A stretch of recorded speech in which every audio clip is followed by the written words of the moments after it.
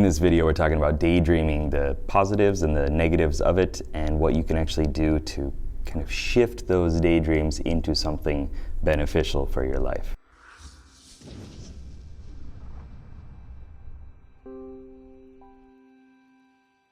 What's up, team? It's Sherman here from Geek Psychology. So I recorded this video like already a week ago, and I was gonna edit it, and I had no sound. I don't know what I did, so here we go again. Oh man, it's so frustrating. It happens every once in a while though. So it's something I gotta get better at. But anyway, so talking about daydreaming, this was a question from a patron actually. And what is, like, I decided to look it up, as I usually do. When a question comes, even if I kind of have my own thoughts or ideas on it, I look it up. Just what is daydreaming? What is whatever? And it was kind of interesting actually to go through like the Wikipedia on it and see that it actually started out as a positive thing. People saw the benefits of daydreaming as they are, as exploring ideas, as like shifting your focus and seeing things in different ways, and it wasn't as negatively connotated as it is now.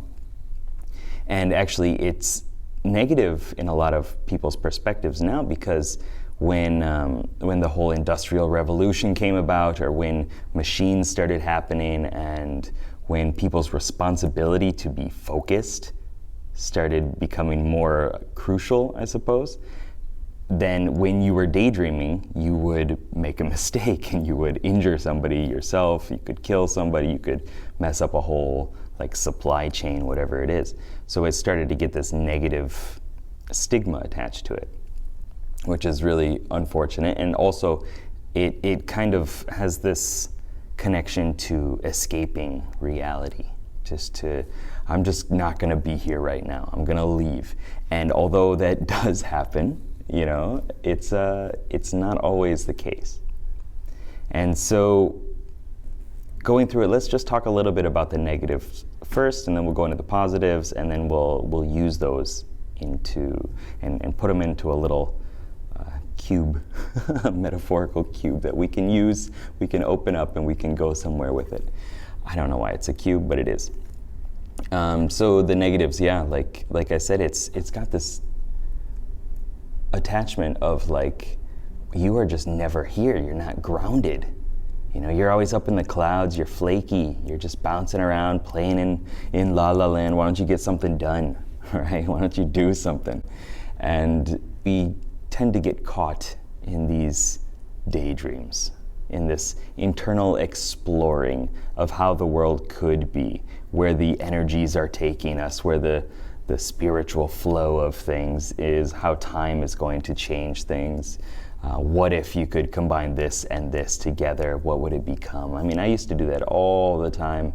Just thinking back to like high school and university, I would constantly imagine my teacher wearing like a funny hat or a mask or some sort of costume and stuff like that. Not just one teacher, all teachers pretty much, because I got bored a lot in class. And I would, you know, draw pictures about it and stuff like that. And even now, like, the daydreams are not in that same tone. I don't quite check out and change reality like that as much as I used to. Maybe it's been beaten out of me. But I do spend a lot of time in my head, like a lot of time. If you were to ask me, where do you spend the most of your time, like asking for like at your house, at work or whatever, it would be in my head. Wherever that is, that's where I am. And it's playing with ideas, connecting them, trying to imagine the possibilities, dreaming about what could happen. And I love it, you know, I think it's such a good thing. And so let's go into the positives of it. Like, it is idea generation.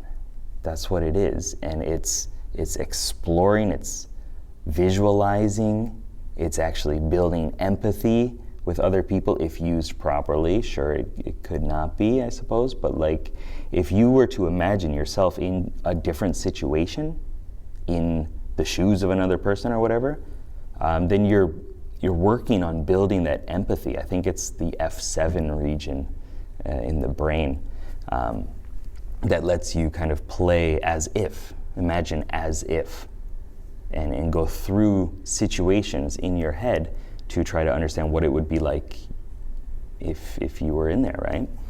And I think that's so important. I think it's such a good thing that we can all use. And I think even for the sensors or whatever type you are, like it's good to just stop and let your mind wander and go where it's going to go sometimes. Not all the time, of course, but it's important to realize the benefits of everything. It's future planning, but it's also reviewing the past. A lot of times in daydreams, we go back into the past and we bring up those things, which could connect to, as an INFP, it could connect to introverted sensing as a way of tapping into that relief state, finding some sort of like stress reduction through introverted sensing, through going back into our memories and kind of reliving them. The problem is when it gets connected to that desire to escape and to not cause a problem. If you're in the Enneagram 9 or something like that, like you spend a lot of time distancing yourself, withdrawing from the situation so that there isn't a lot of chaos or you're not creating problems. And daydreaming could bring about that. But if it were to be used properly, reviewing the past is an amazing tool for creating gratitude, for creating support in your life and remembering the things that you've done well. Also, it's using intuition. So whatever your type is, there's some need to use intuition. There's a need to use all the different aspects, right? All the different dichotomies.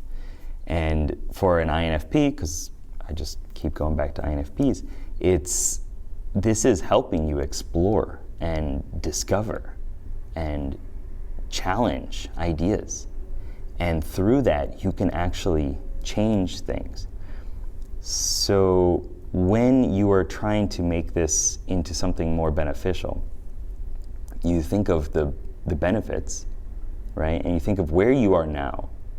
So if you're daydreaming about, wouldn't it be great if I lived in Hawaii and I got to, sit down on the beach and feel the sun on me and listen to the birds and dig my toes into the sand and drink a nice cold beverage and just relax and breathe in that great smelling ocean water, Don't actually breathe in the water, but breathe in the smell of it.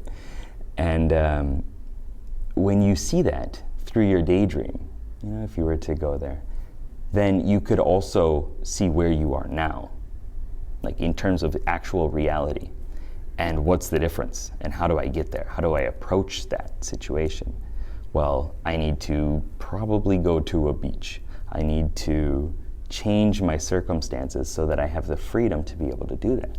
And you can kind of work backwards, break apart the goal and work backwards in order to accomplish it. Even if this was like work or something like that, you could do the same thing. If you imagine that it would be great to work from your house and you could write all day or do whatever you wanted to do, right? You could wake up in the morning and you could, get a fresh cup of coffee and sit down, exercise a little bit or something like that, and then start your day and work really hard on writing a novel or something like that. Well, what are you doing now? And what steps do you need to create in order to get there? Right? And some people will actually realize that clarity of like all the different pieces working and how to reach that goal, and even that goal in itself is not something that they want. It was just a form of escape. It was just a form of, just trying to ease the situation and gain some stress relief through reviewing the past or through going into your imagination, however the dynamics work within your personality type, right? But you might want to check into your tertiary function with that, because that is the function that creates that sense of relief When things get a little bit stressed out, we kind of go there in order to protect our dominant way of life and just let it be right. Whatever we're trying to do, let it be right. Force it to be right in some way. And so if we notice that the reason that we are daydreaming so often is because we're trying to escape this stress, then looking at that stress is an important thing, right? Like, the reason that it's there is it's trying to tell you that something in your life is not aligned with how you want it to be. And you should probably take steps in order to solve that, right? Can't always do it, can't always fix everything, but you can definitely make steps, make small progress, just turn it up 1%. Just a little nudge in the right direction is going to alter the whole course that it's going on, the trajectory of everything within your life, right? So just realizing that, well, I start to daydream when I'm in this situation, when somebody is yelling at me. I just kind of zone out, which is true for me. Or at work, well, that means you need to change your job. Or you need to find a way to get more engaged at work and do your job in a better way that's going to be more fulfilling to you and actually maybe even the company. There are plenty of different ideas that you can play around with here, but I just find it very amazing that we can disconnect and we can shift our focus and we can play in these internal realities and enjoy them.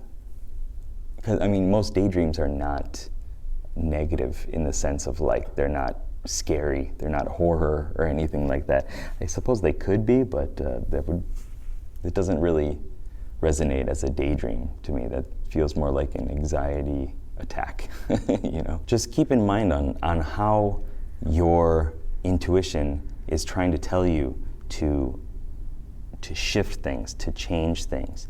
And if you're just daydreaming and you're really not seeing anything out of it, you're just playing with ideas, then it might be time to, as John Lee Dumas said, put the idea out of its misery. Like, if you just keep going back to this same daydream of, I want to live on a beach, I want to live on a beach, I want to live on a beach, I want to live on a beach, and you're not doing anything to get there, then you need to either do something to get there, or you need to just put it out of its misery and be like, okay, this is actually not what I want that much because I'm not taking any steps towards it.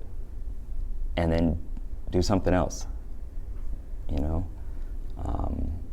So there are a lot of different ideas there about daydreams.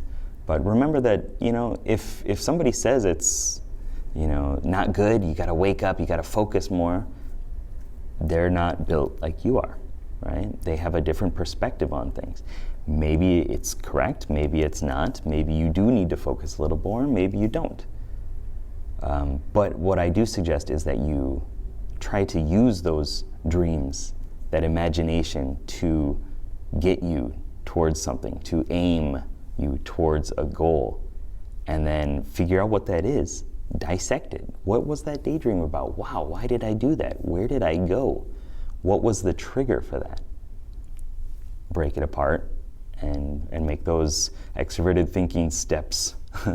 Step A, step B, step C, contingency plans, and reach your goal. And that's how you become a hero. Peace.